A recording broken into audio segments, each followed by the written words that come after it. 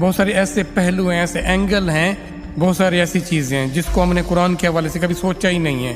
Hidden اس لیے ہیں کہ ہم نے اس پر اتنا ڈیپلی غور کیا ہی نہیں ہے۔ جس دور سے ہم گزر رہے ہیں نا، یہ انٹرنیٹ کا دور ہے، نیٹ کا، ویب بھی کہتے ہیں، مکڑی کا جالا۔ اب جس پارے میں اس کا تذکرہ ہو رہا ہے، غور کریں ذرا اس اب یہ پارا نمبر کون سا ہے؟ 20واں پارا۔ اور یہ جو نیٹ انٹروڈیوس ہوا یہ کب آیا پتہ ہے آپ کو اس کا idea? The groundwork for the internet was laid in the late 1960s. A US Department of Defense project aimed at creating a robust communication network.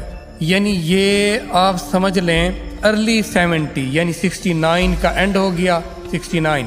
ونٹن Surf and Robert کہن developed TCP/IP, a set of communication protocols that standardize how data was transferred across different networks round about 70-69۔ یہ 20ویں صدی تھی، 20ویں صدی 69-70 کے round about میں یہ net introduce کرایا گیا۔ اور یہ 20واں پارہ، اور یہ جو ہم صورت پڑھ رہے ہیں عنکبوت، دیکھیں اس کا تذکرہ، مکڑی کا، نیٹ کا، جالے کا، اس کے گھر کا تذکرہ اس سورہ میں 69 آیات ہیں۔ کیسی کمال کتاب ہے! اس کے تو ہر ایک چیز میں کمال انفارمیشن ہیں اور کمال حکمتیں ہیں اس کے اندر۔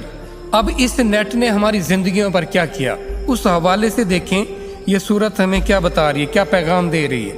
یہ ڈیجیٹل یہ سسٹم ہے، یہ اس نے ہمیں کہاں پہنچا دیا، اور اس کی حیثیت ہے کیا؟ مکڑی کے جالے کی سی۔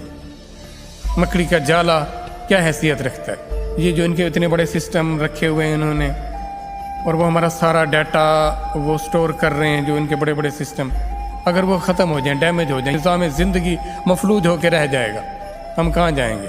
کیسے انہوں نے ہمیں اپنے جالے میں ہمیں ٹریپ کر دیا گیا۔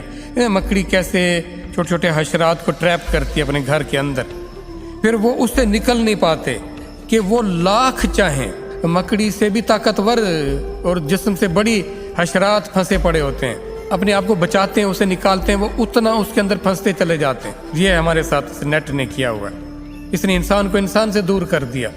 حقیقت جو ہے اس سے آنکھیں بند کی ہوئی ہیں، اور سراب کی طرف ہم نے اپنی آنکھیں دیدے پھاڑے ہوئے ہیں، اور سراب ہمیں اور اپنی طرف کھینچے جا رہا ہے، اور ہمیں اس میں پھنسایا جا رہا ہے، اور ہم پھنستے چلے جا رہے ہیں، اور ہمیں اس کی پرواہ نہیں ہے۔ یہ جو اتنا ڈیپینڈنٹ ہو گیا ہم اس کے اوپر، آگے کیا ہوگا اس کا کبھی سوچا ہے؟